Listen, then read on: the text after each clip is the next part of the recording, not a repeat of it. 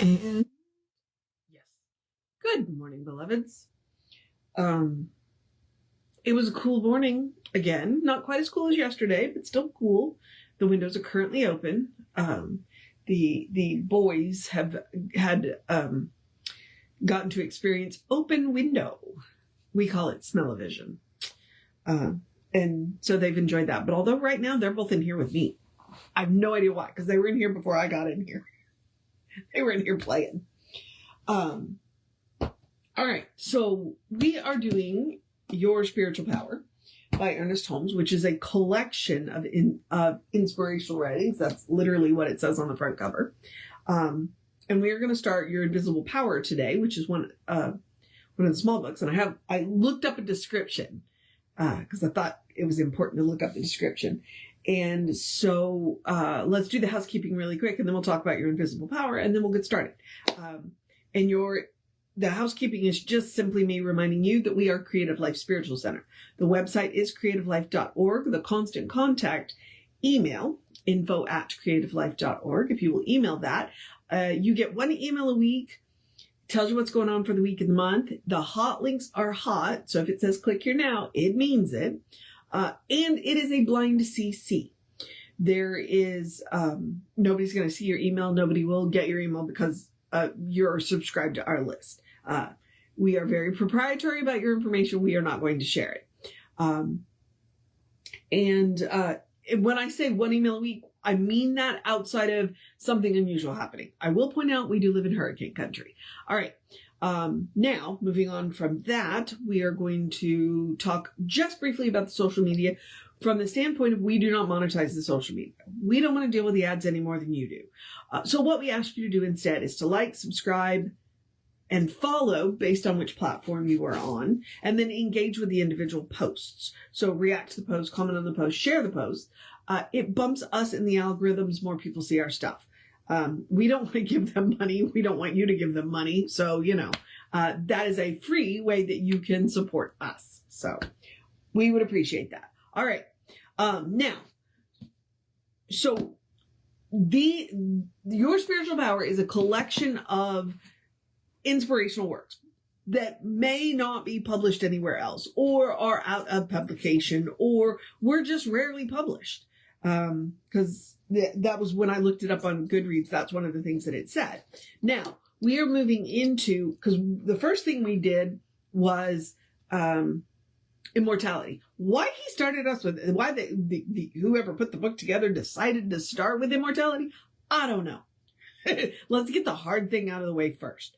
Now, Your Invisible Power, on the other hand, we may take our time getting through it because it's like 2 pages and then there's another title. So I was thinking that might be a good way to do it. And then that way I'm not, it won't make me late for work. That's the goal here. So, now I looked up Your Invisible Power, and trust me, Ernest Holmes is not the only person to title it that. But it is a compact, influential self-help book by Ernest Holmes, which was first published in 1940. The book teaches readers how to harness their inner spiritual power to manifest desires and create a positive life, emphasizing the power of thought, belief, and visualization. It's divided into 4 parts, exploring the nature of God as a silent partner, which is where we're going to start, and the self. And there are illustrations in it. And they do have the illustrations, so I will try and show you those. But it talks about the power of thought, the law of attraction, the inner partnership with God, and practical application. So, because I'm reading the Goodreads thing, the significance is a powerful work. Holmes considered Your Invisible Power to be one of his most powerful works, despite its compact size. So, as is wont with Science of Mind, the book synthesizes teachings from various world religions, scriptures, philosophical texts, and is a core part of the Science of Mind.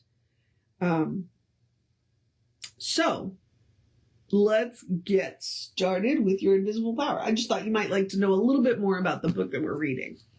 The book within the book. And he's not kidding about the illustrations, because there you go. All right. So this is part 1, and it is titled God, Your Silent Partner. And just because it might be interesting, I'm going to get my trusty highlighter ready. All right. We are in partnership with the infinite mind. The name of this partnership is God and Company. We've heard this before. We have heard this before. The supreme intelligence, the universal creative order, the dynamic law, and the all-perfect presence. This is God, the silent partner. We are in company. This partnership cannot be dissolved, for this union was never created. It has always been and always must remain. We are in league with the universe and this company with which we do business, having its center everywhere and its circumference nowhere, being omnipresent, is localized wherever thought and consciousness function. Wherever we place our attention, there the company is doing business. And whenever this company does business, there is divine activity. The activity of right ideas is the spirit's business and the business of the child. That is, the individual mind and the parent mind are one. And at whatever point we place our mental attention, at that point, the firm of God and Company establishes a branch which is certain to be successful. This is almost word for word one of the essays we read in Living the Science of Mind. So that's very interesting.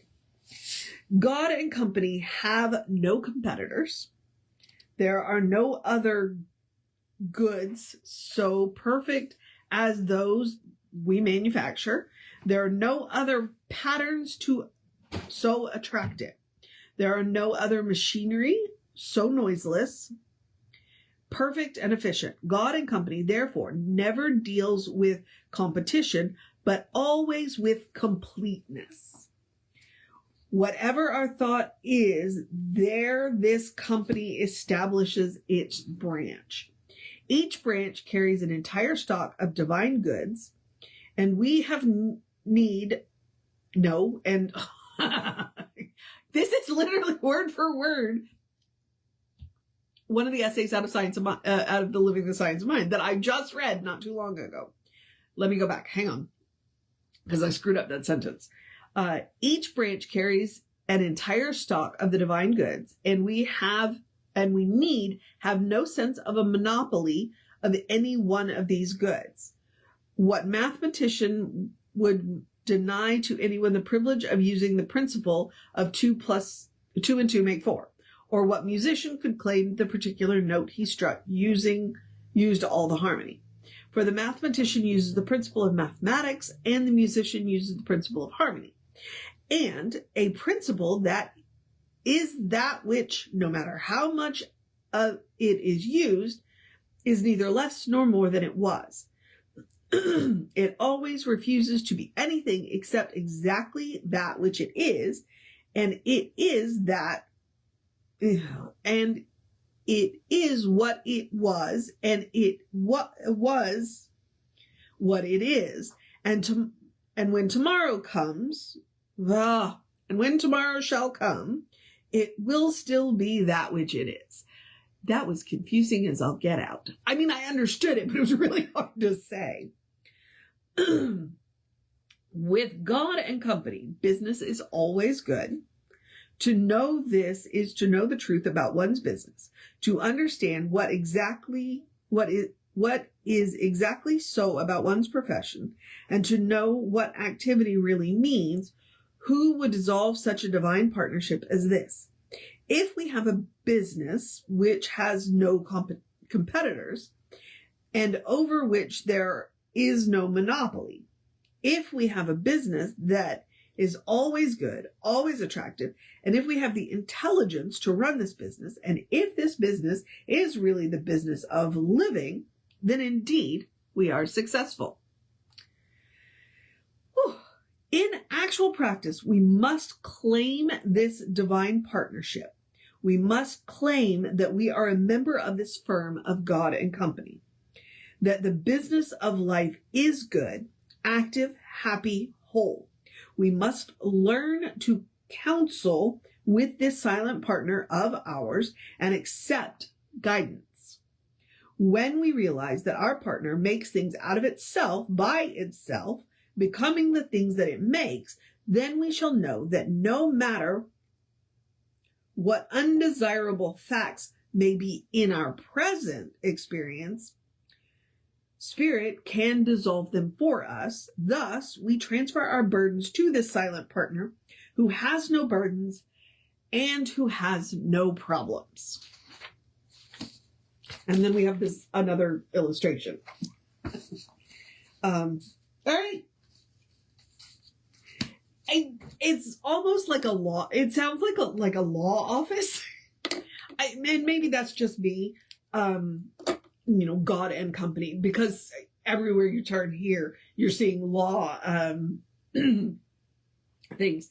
But that's the point. It's like